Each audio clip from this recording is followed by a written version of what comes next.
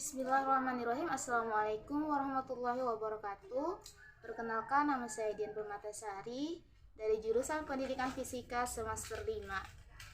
Di sini saya akan menjelaskan sebuah materi tentang hukum Ohm dalam perubahan energi. Di sini saya akan menjelaskan materi tentang hukum Ohm dalam perubahan energi. Video ini saya buat untuk memenuhi tugas mata kuliah Laboratorium Fisika 2 yang diampuh oleh dosen pembimbing Nur Faizah MSI. Hukum Ohm pertama kali dicetuskan oleh seorang ilmuwan asal Jerman yang bernama Georg Simon Ohm pada tahun 1827. Hukum Ohm dicantumkan oleh George melalui karyanya yang berjudul The Galvanic Circuit Invested Mathematics. Georg Simon Ohm meninggal pada 6 Juli 1857. Berkat jasanya di bidang pengetahuan mengenai listrik, namanya diabadikan sebagai satuan hambatan listrik yaitu Ohm atau biasa dilambangkan dengan omega.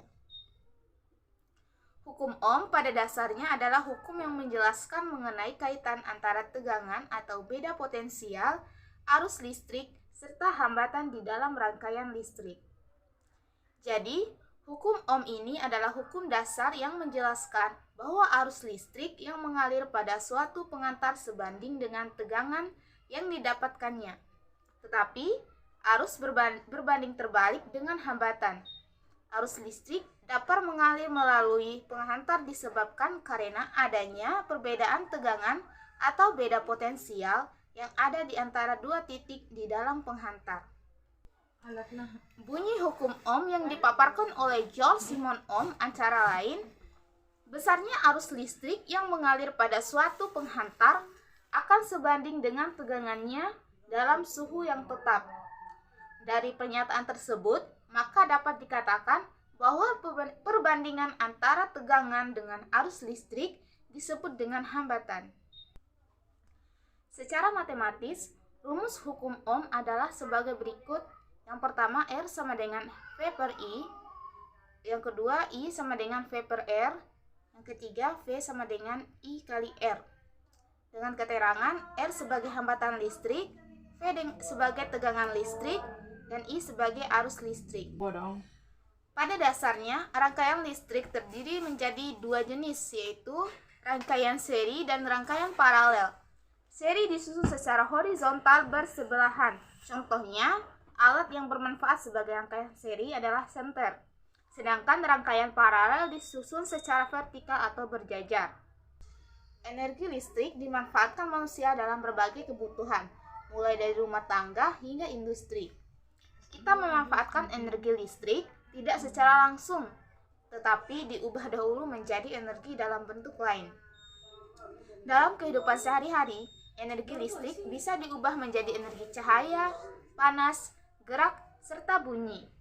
Segala bentuk proses perubahan energi listrik menjadi bentuk energi lainnya dinamakan perubahan energi. Apa itu perubahan energi? Perubahan energi adalah perubahan energi menjadi bentuk energi lainnya.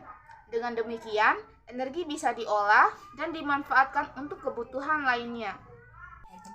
Sesuai dengan hukum kekekalan energi yang dirumuskan oleh Joule, energi tidak dapat dihilangkan atau dimusnahkan, tetapi dapat diubah menjadi bentuk energi lain. Beberapa bentuk perubahan energi listrik. Yang pertama, energi listrik menjadi energi cahaya. Energi cahaya adalah energi yang dihasilkan oleh benda yang dapat memancarkan cahaya.